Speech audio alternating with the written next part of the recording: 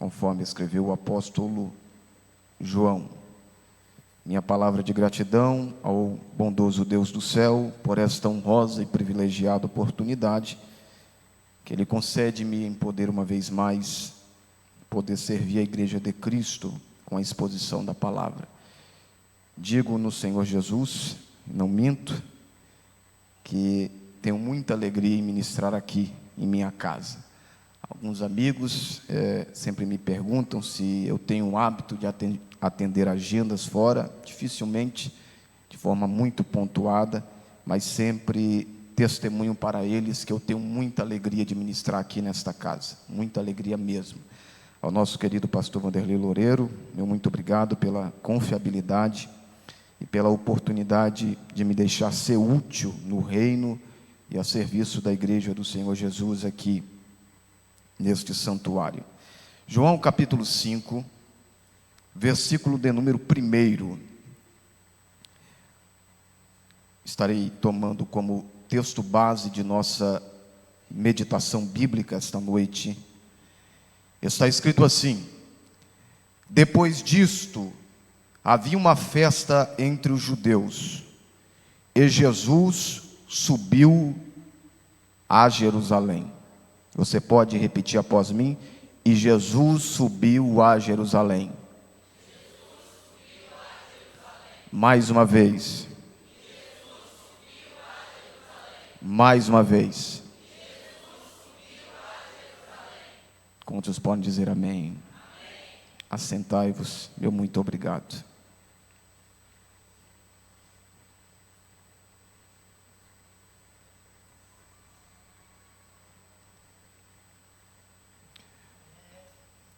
Jerusalém estava em festa,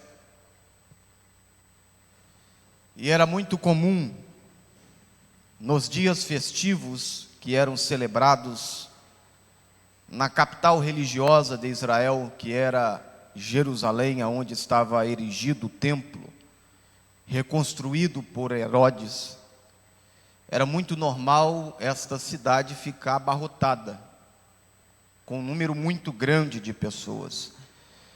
Judeus dos mais diferentes lugares subiam para Jerusalém para celebrar as festas anuais estabelecidas por Deus, conforme o livro de Levítico, capítulo de número 23.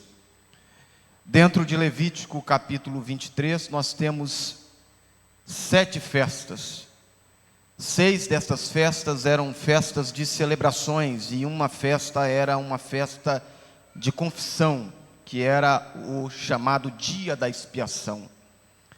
Dentre estas festas, 3 festas eram as principais dentro do calendário judaico: a festa da Páscoa, a festa de Pentecostes e a festa dos tabernáculos.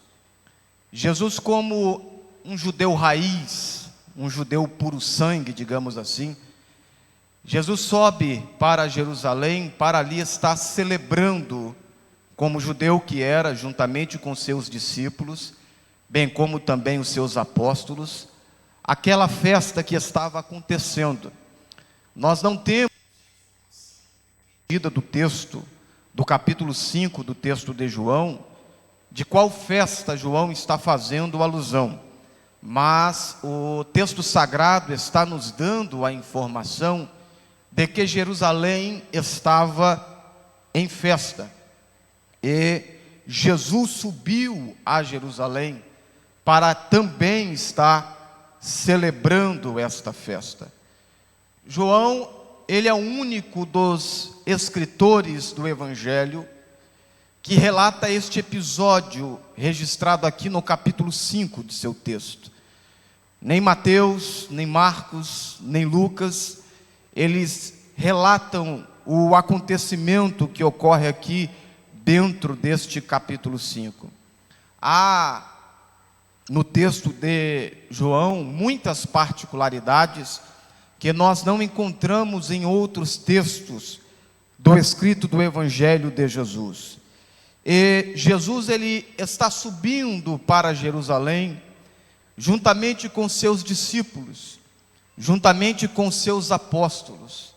Na cabeça dos apóstolos, provavelmente, eles tinham em mente que Jesus subiria para Jerusalém para mais uma vez ali celebrar como judeu aquela festa que estava acontecendo no templo judaico. Mas Jesus, ele sabia o que ele tinha que fazer ali em Jerusalém, porque Jesus, ele sempre andou com propósito. Jesus sempre andou para cumprir a vontade do Pai. Jesus sempre andou para cumprir o desejo do Pai. Quando Jesus, ele está subindo para Jerusalém, ele sabia o que ele havia de fazer. E Jerusalém, ela possui 12 portas.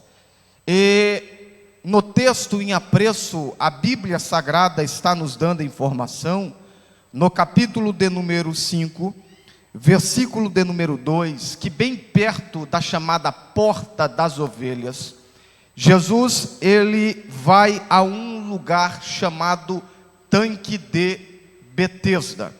Muito provavelmente, Jesus, ele passa pela Porta das Ovelhas. Esta Porta das Ovelhas foi uma das portas restauradas por Neemias, e era a porta por onde passava as ovelhas para o sacrifício, as ovelhas que serviam também como mantimento para aqueles que habitavam dentro da cidade de Jerusalém. E muito provavelmente Jesus, ele passa por esta porta chamada Porta das Ovelhas, por onde passava as ovelhas para o sacrifício que estaria sendo realizado no altar do holocausto no templo erigido em Jerusalém. E João nos dá uma informação que bem perto da Porta das Ovelhas havia um tanque chamado em hebreu Betesda, cujo significado é casa de misericórdia. A princípio, o significado era casa das azeitonas, mas devido aos acontecimentos que ocorreram nesta localidade, este tanque passou a ser chamado de casa da misericórdia, Betesda. Era um tanque que possuía 5 alpendres. Estes alpendres eram espécie de lajes, aonde havia um espaço muito grande, havia 5 galerias que faziam parte desta localidade, que estava dentro dos muros de Jerusalém. E o que vai acontecer aqui, me chama muito a atenção, é que Jesus, ele está indo dentro da cabeça dos discípulos em direção à festa. Jesus, ele provavelmente passa pela Porta das Ovelhas, e na mente dos apóstolos, na mente dos discípulos, Jesus estava indo em direção ao templo, em direção à celebração festiva. Mas o texto sagrado nos diz que Jesus, ele vai agora a este lugar, chamado de Tanque de Betesda. A expressão máxima da misericórdia de Deus vai a um lugar de miserabilidade. A expressão máxima da misericórdia de Deus, que é o Senhor Jesus Cristo, ele vai a um lugar aonde a miséria prevalecia. Por que eu estou dizendo isto? Porque era muito normal, quando os judeus, vindo de todas as partes, quando eles subiam para Jerusalém, era muito normal eles trazerem os seus amigos e seus parentes enfermos para ficarem neste tanque, porque havia uma crença popular de que de tempo em tempo um anjo descia, agitava as águas daquele tanque, e o primeiro que era lançado naquelas águas, ele era curado. Esta crença era uma crença popular. Mesmo não muito distante dos nossos dias, houve um achado arqueológico de que neste lugar havia um culto oferecido a um pseudo-deus romano chamado Esculápio, que era tido como o deus da cura, de onde vem a imagem da medicina, que é uma serpente. Mas havia esta crença popular entre os judeus e entre também os gentios, de que Esculápio curava, e entre os judeus havia a crença de que um anjo descia de tempo em tempo e agitava aquelas águas, e o primeiro que era lançado naquelas águas era curado.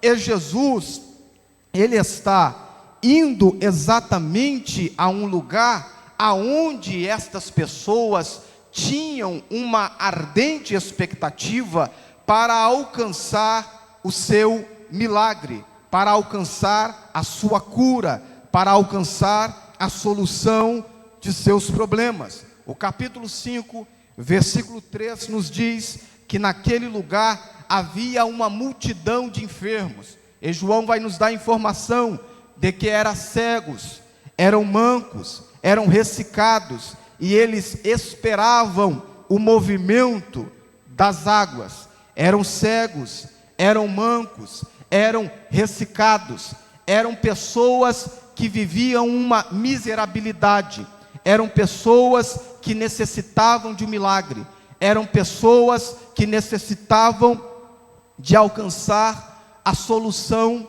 dos seus problemas, e eles eram movidos por esta crença, eles eram movidos por esta convicção que eles alcançaram por meio de uma fala popular, de que um anjo descia e agitava as águas. Agora, Jesus, preste bastante atenção, Jesus, ele, num primeiro momento, ele deixa de ir ao templo para celebrar a festa, para ir aonde tem pessoas necessitadas, para ir aonde tem pessoas vivendo em um estado de miséria, para ir aonde tem pessoas que necessitavam de ajuda.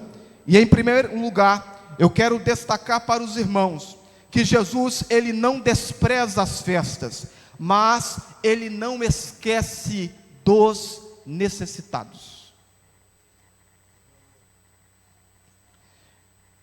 Jesus, ele nunca desprezou as festas, mas Jesus também jamais esqueceu os necessitados. E a expressão máxima da misericórdia de Deus, que é o Cristo, que é o Verbo encarnado, a expressão máxima da misericórdia de Deus está indo aonde a miserabilidade está prevalecendo. A misericórdia de Deus está entrando no meio da miséria. A misericórdia de Deus está entrando no meio dos miseráveis. E os discípulos provavelmente ficaram sem entender. A festa está acontecendo e Jesus quer ir para o meio dos miseráveis. A festa está sendo celebrada e Jesus quer ir para o meio dos necessitados. Irmãos, Jesus cheirava a gente. Os fariseus cheiravam a religião. Jesus tinha cheiro de gente. Jesus tinha cheiro do humano impregnado nele. Porque aonde ele ia, as pessoas queriam tocá-lo. Aonde ele ia, as pessoas queriam estar perto dele. Aonde ele ia, as pessoas queriam estar junto dele. Mas Jesus, o templo fica para lá, mas o meu Pai está mandando eu ir para cá. Mas Jesus, a festa está acontecendo no templo, mas eu vim para ir em direção aos necessitados. Ele não despreza as festas, mas ele também não esquece os necessitados. Nas festas nós temos muitas das vezes os religiosos.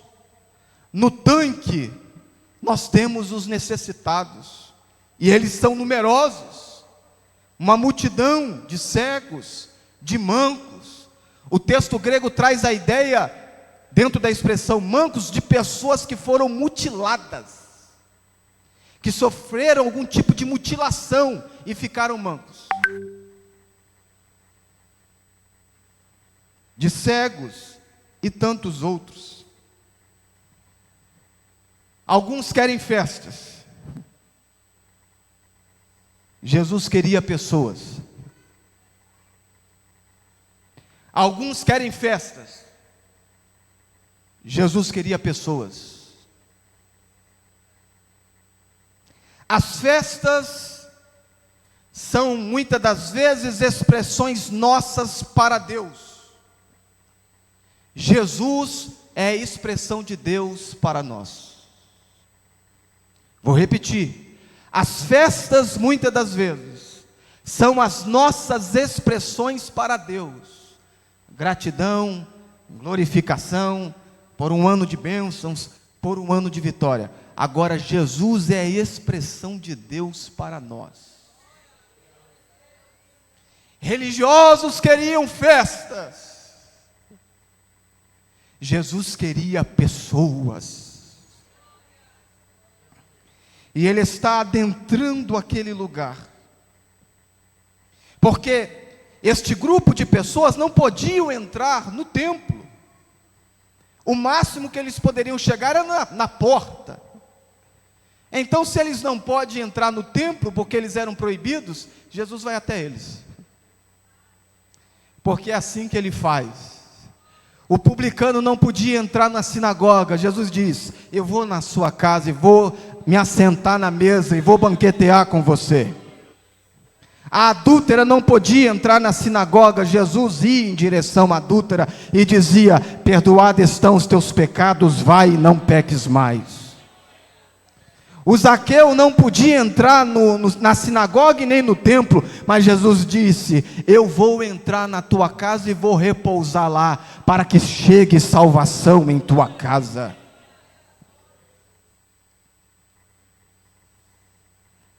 E Jesus, Ele vai caminhando em direção aos necessitados. Muitos necessitados. E o que vai acontecer é que aqueles que lá estão, eles estão contagiados por esta crença. E eu não quero entrar aqui neste detalhe, mas eles só estão lá porque há uma crença que move eles. E Jesus, Ele está entrando no meio destes necessitados, porque ali havia um homem, e este homem tinha 38 anos, que ele sofria de uma paralisia. Ele era paralítico. E este homem, ele sofria desta paralisia. A Bíblia não informa o nome deste homem. A Bíblia não diz quanto tempo este homem era levado para o tanque de Betesda. Mas a Bíblia nos dá a informação de que este homem sofria há 38 anos. E o testemunho que ele dá, quando Jesus chega e se aproxima dele, é que quando Jesus, ele chega e se aproxima dele, este homem fica sem entender. Porque este homem estava deitado, e o texto sagrado diz que, o capítulo de número 5, versículo de número 6, e vendo Jesus, este deitado, e sabendo que estava neste estado, havia muito tempo.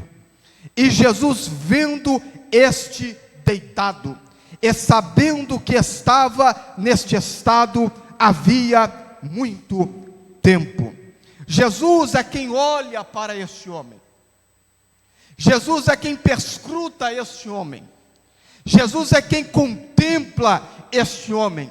E a visão dele é tão percussiente, é tão profunda, que ele sabe quanto tempo aquele homem sofria. Ele sabe exatamente por quanto tempo aquele homem sofria. Por isso o texto diz: sabendo que estava neste estado havia muito tempo. E o tempo passa, e com o passar do tempo vai embora a esperança. Com o passar do tempo vai embora a expectativa. Com o passar do tempo vai embora muitas das vezes a fé.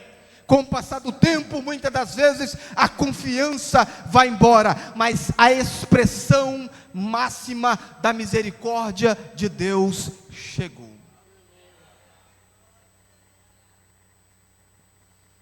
E quando Jesus ele olha para aquele homem, a visão de Jesus alcança os 3 tempos. A visão de Jesus, porque a visão dele é onisciente. A visão de Jesus alcança o passado daquele homem. Jesus sabe o que levou aquele homem àquele estado. Jesus sabe exatamente o que levou aquele homem à paralisia física, à paralisia emocional. A visão de Jesus alcança o estado presente daquele homem, porque Jesus sabia o que estava mantendo aquele homem naquela condição. Mas também, a visão de Jesus não alcança apenas o passado.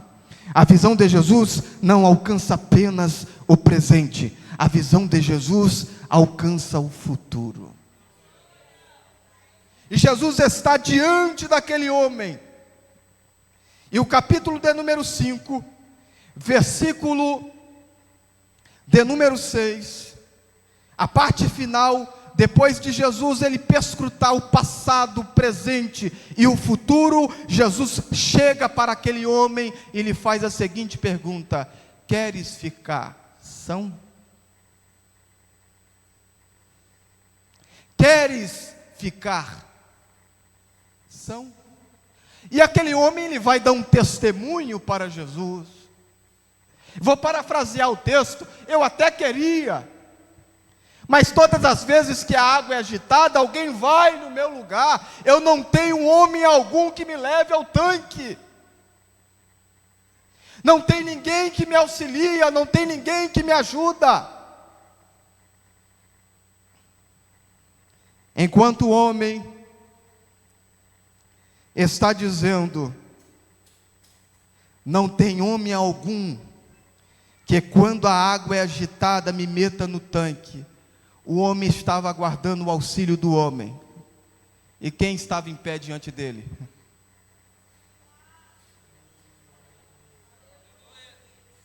O homem estava aguardando o auxílio do homem. E quem estava em pé?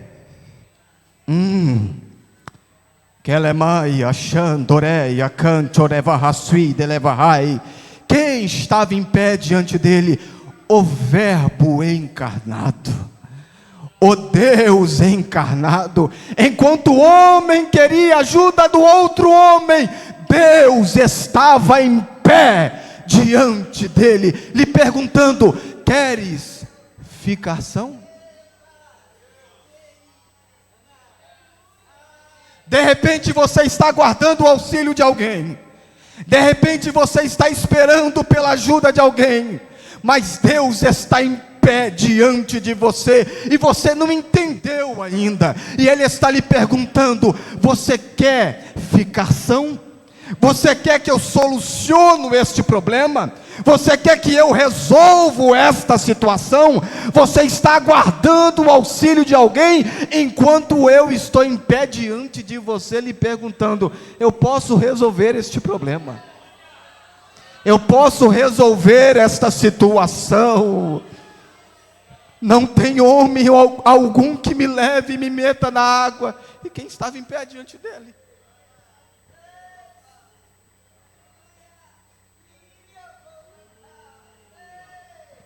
Ele está aqui, amados. Queres ficar são? Esta saúde, esta cura que Jesus propõe a ele, não é apenas uma cura para o corpo, A cura para a alma também. 38 anos, irmãos. 38 anos de impossibilidades. 38 anos de sofrimento. 38 anos na mesma. 38 anos de várias tentativas. Este homem estava enfermo emocionalmente. Aí o médico por excelência, que não cura apenas o corpo e cura também a alma, ele perguntou: queres ficação?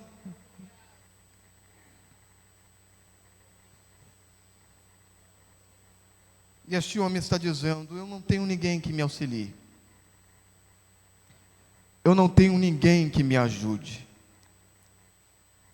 E Jesus está olhando para ele, deixando ele falar. Mas de repente, capítulo 5, versículo 8, o texto diz: Jesus disse-lhe: levanta-te.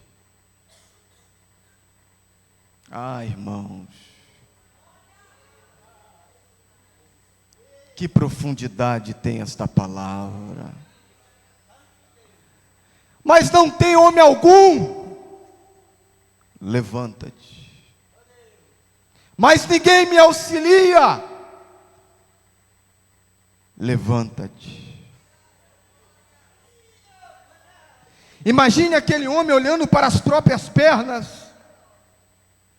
Durante 38 anos a paralisia tomou conta. Durante 38 anos ele não se locomoveu. Durante 38 anos ele não andou. Mas quem está falando para se levantar é aquele que pode nos colocar de pé. Levanta-te. E esta palavra, ela é não apenas terapêutica, espiritualmente falando, mas esta palavra também é espiritual para a vida de alguém. Levanta-te. Levanta-te. Levanta-te. Pode ser que a paralisia espiritual tomou conta e atrofiou as suas pernas. Quem está mandando você se levantar, garante que você vai andar. Levanta-te. Levanta-te. Levanta-te. Levanta-te. Os sonhos estão parados e Jesus está dizendo: levanta-te. Os sonhos estão paralisados e Jesus está dizendo: levanta-te. Os projetos estão estacionados e Jesus está dizendo: levanta-te. A promessa parece que está embargada e Jesus está dizendo: levanta-te. A porta parece que não se abre e Jesus está dizendo: levanta-te. A minha empresa não vai para frente, mas Jesus está dizendo: levanta-te. Levanta-te. Levanta-te. Levanta-te. Keia Shantoreia Taia Cão Terabaia Xandaravahaya. Levanta-te. Levanta-te. Levanta-te. E a palavra de Cristo entra dentro daquele homem. Imagine os nervos dele, os tendões dele desatrofiando, os ossos começam a estalar, e aquele homem que havia 38 anos, que aguardava auxílio de outros homens, ele começa a se colocar de pé, ele começa a se firmar sobre os pés, a esperança volta, a confiança volta, a expectativa volta, o emocional é curado. E o que vai acontecer, eu vou encerrar agora.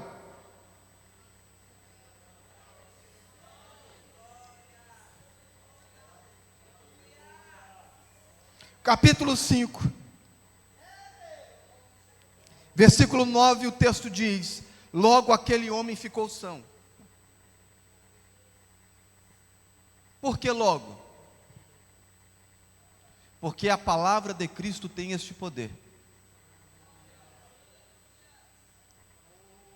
Pode ser instantâneo. Se Ele está dizendo para você: levanta-te, tome posse desta palavra, porque o logo de Cristo na tua vida chegará. O logo de Cristo na tua vida já lemanturi mihaia, já chegou, já chegou, já chegou. Obreiros da casa do Senhor, o logo de Cristo já chegou, já chegou, já chegou, já chegou. É a palavra dele que está sendo liberada sobre nós esta noite, e nós estamos tomando posse desta palavra. Nós estamos tomando posse desta palavra. Nós estamos tomando posse do logo de Cristo.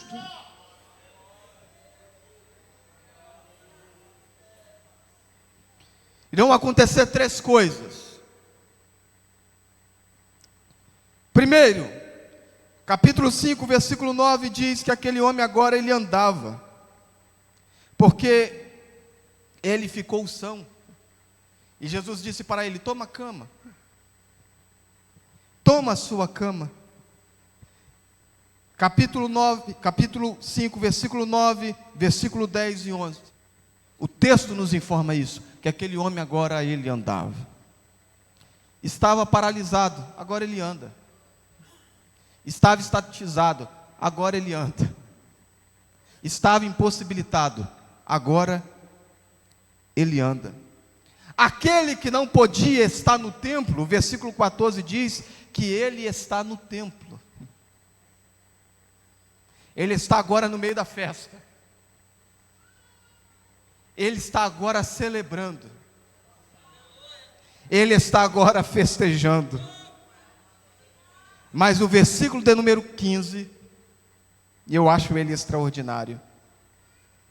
Jesus havia dito, não havia dito quem ele era, mas quando aquele homem vê Jesus no templo, o versículo 15 diz: e aquele homem foi e anunciou aos judeus que Jesus era que o curara. Ele andava, ele estava no templo e ele testemunhava. Quem colocou você para andar? Jesus. Quem colocou você para ir para frente? Jesus. Quem tirou você dessa situação? Jesus. Quem operou milagre na tua vida? Jesus. Quem fez acontecer isso na tua vida? Jesus. Ele testemunhava. Foi Jesus. Foi Jesus. Foi Jesus. Foi como a irmã Vera testemunhou. Foi como a irmã Beth testemunhou. Foi Jesus. Foi Jesus. Pastor Vanderlei, o Senhor testemunhará. Foi Jesus. Foi Jesus. Igreja do Deus vivo, reunida aqui em Nova Carapina, nós iremos expressar em alto e bom som para esta sociedade ouvir: foi Jesus, foi Jesus, foi Jesus, foi Jesus, foi Jesus. Enquanto você declara que está sendo Jesus, que está operando milagre na tua vida, receba esta noite o teu milagre. Receba.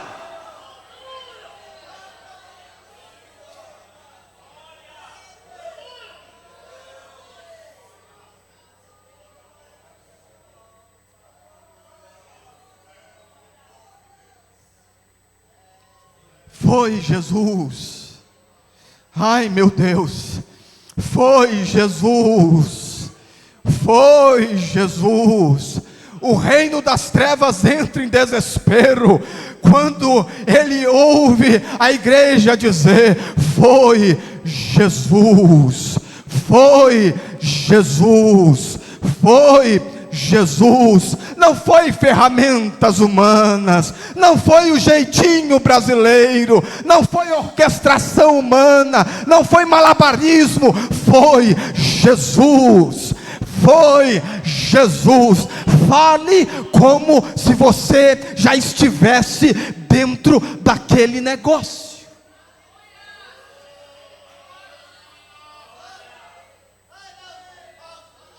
Fale como você já estivesse dentro daquele negócio.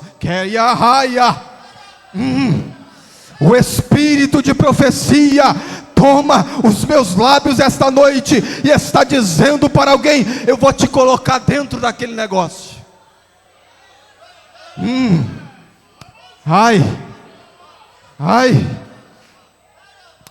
Ai, meu Deus. É noite de testemunho.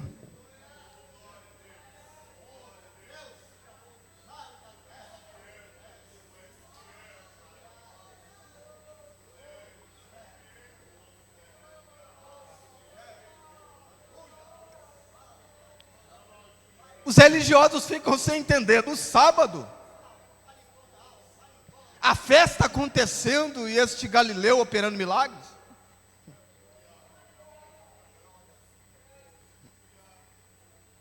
Vou encerrar. Capítulo 5, versículo 17, Jesus dá uma resposta tremenda. Vocês estão questionando por que eu fiz isso no sábado? Por que é que o Senhor fez isso no sábado? O meu Pai trabalha até agora, e eu trabalho também. Ai, meu Deus, tem alguém recebendo esta palavra? Ai, meu Senhor, alguém que está recebendo esta palavra. Só foi feito o que foi feito porque o meu Pai trabalha até agora. Eu também trabalho. O Senhor está dizendo: eu também trabalho. Irmã Raíssa, Jesus está dizendo: eu também trabalho, minha filha. Eu também trabalho, eu também trabalho, e como prova de que eu trabalho, eu estou visitando o teu ventre.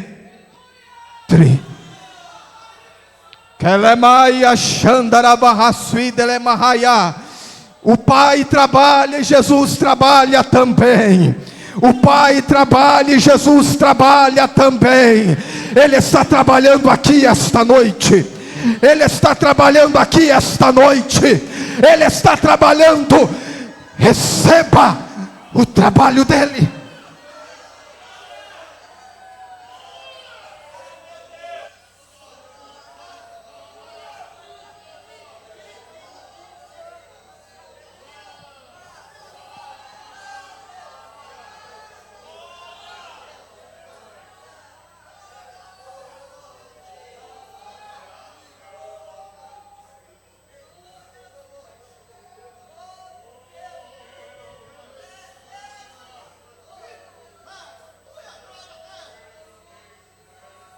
O Pai trabalha até agora, eu trabalho também, do mesmo jeito. Pastor Vanderlei, do mesmo jeito, da mesma maneira. O Pai fez a estéril dar à luz, eu também faço. O Pai cumpriu promessas, eu também cumpro. O Pai abriu o mar vermelho, eu também abro. O Pai abriu o rio Jordão, eu também abro. O Pai multiplicou, eu também multiplico. O Pai fez proezas, eu também faço. Se você recebesse a profundidade desta palavra e tomasse posse dela, você não tem ideia onde Ele pode te colocar. Se coloque sobre os pés.